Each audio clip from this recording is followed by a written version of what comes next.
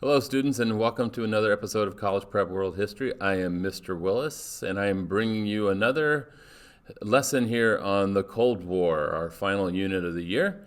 This lesson is going to go even more in depth about the continued chilled or cold relationship between the Soviet Union and the United States of America, and so much so that both of these parties, both of these nations, are going to start setting up defensive alliances to protect themselves from one another. And beyond that, we're going to see a lot of competition between the two major superpowers. And the biggest example of that competition is here on our title screen, a divided world. All right, that divided world includes what we call the space race, the race to be the first into outer space. And you have to think about in the 1950s and including into the 1960s, both these superpowers have no real idea whether or not a human can survive in the environment of outer space. And again, we're not talking about being able to breathe in outer space. We're just saying, can a living person, can an animal, a mammal, can something that's alive be able to coexist outside the confines of Earth's atmosphere? And so we're going to see the competition to try to make it into outer space start to heat up. You're going to see videos in both Mr. Gordon and Mr. Willis's class. You're going to see videos on the space race and how both sides really are very ultra competitive about trying to be the first one into outer space, because that is a huge historical milestone for either nation to make that claim to be the first one into outer space. So we're going to see lots of videos, and you can see it here. This is the U.S.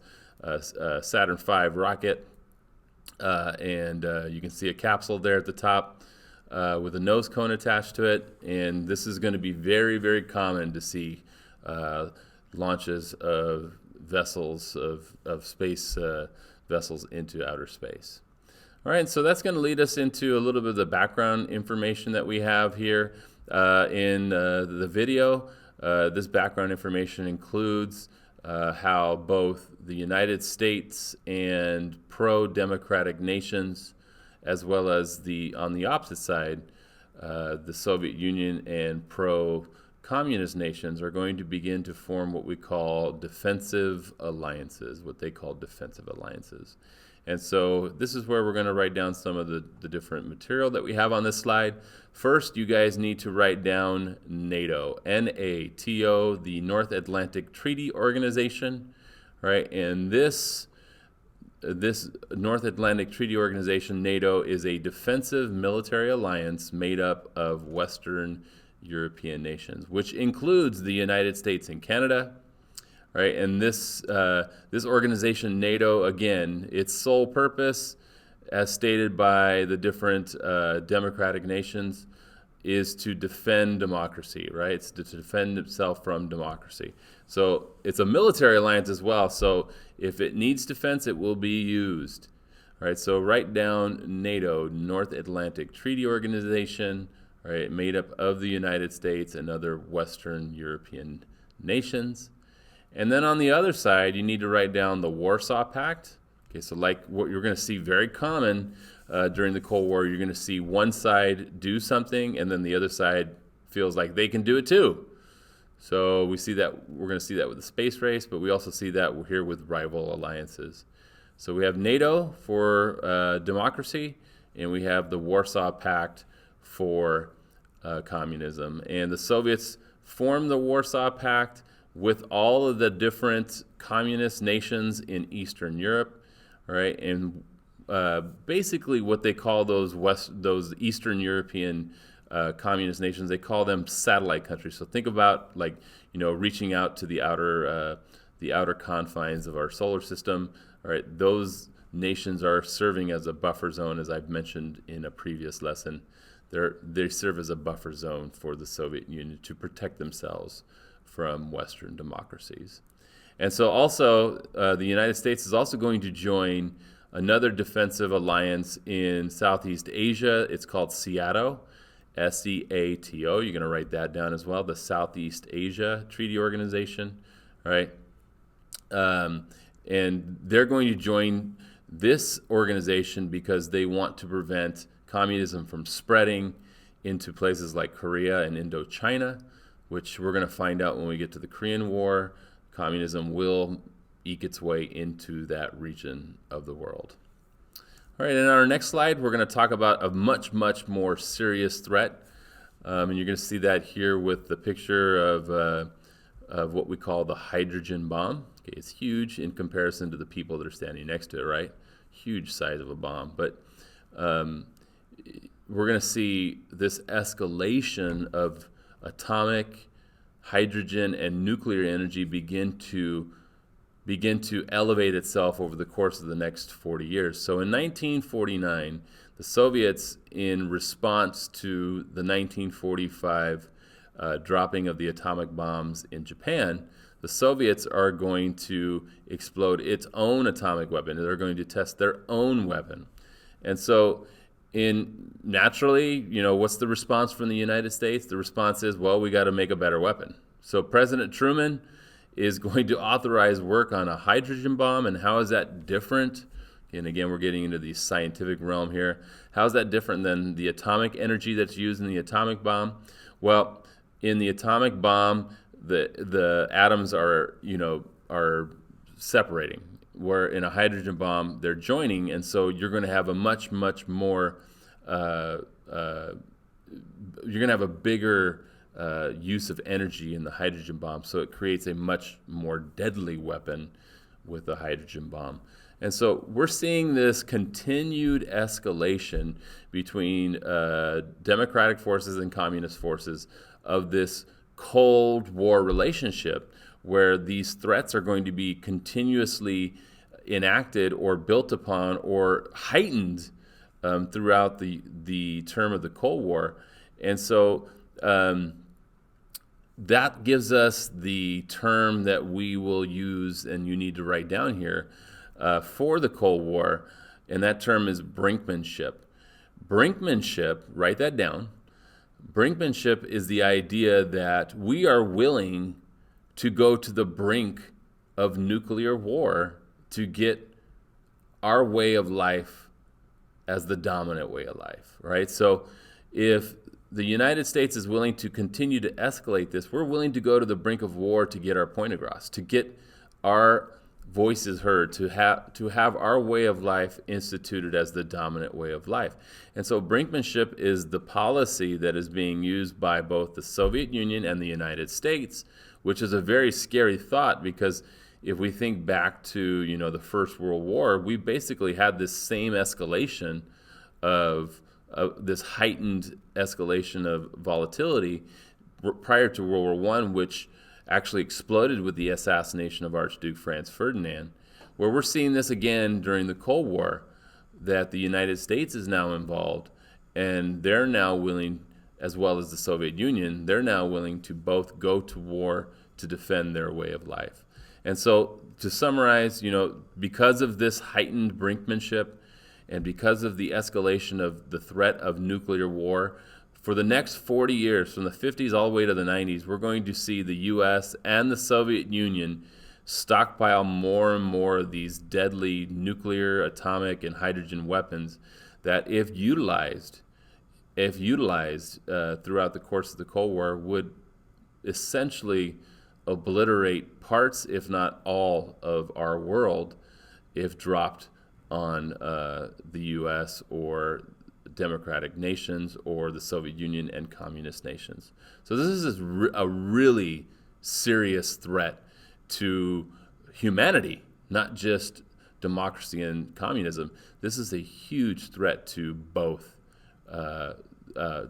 sides, as well as to all of human life on our planet. Well, another way, like we mentioned before, that we have heightened competition between the Soviet Union and the United States was with outer space. And so by the time we reached 1957, all right, the Soviets had developed a rocket that, intercontinental rocket and in this case, it was going to be used to travel to outer space. This rocket, his heavy rocket, could carry satellites, unmanned satellites, into outer space. And so the first unmanned satellite into outer space comes from the Soviets, and that satellite is called Sputnik 1. So you need to write down Sputnik 1, and you can see Sputnik 1, a picture of it here. That's what it looked like. It looked very, very,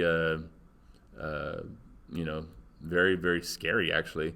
Kind of looks like an insect, or a large insect that we would probably see on our planet. We would be afraid of, with these tentacles coming out. But Sputnik 1 is the first unmanned satellite into space, and it's from the Soviet Union.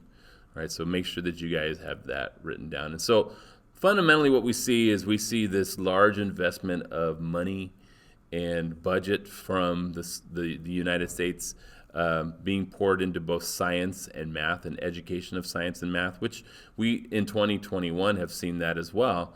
We see a lot of students that go to school that are invested in science and math because we need students in science and math in those areas.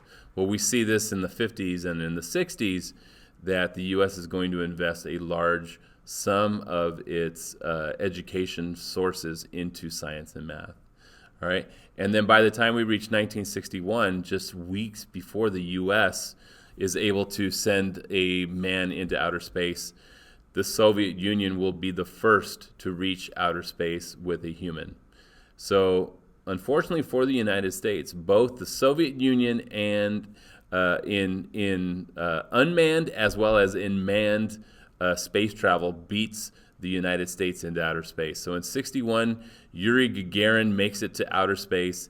He is the first man to reach the outside of our planet, the outside of our atmosphere, and he is credited with being that first person.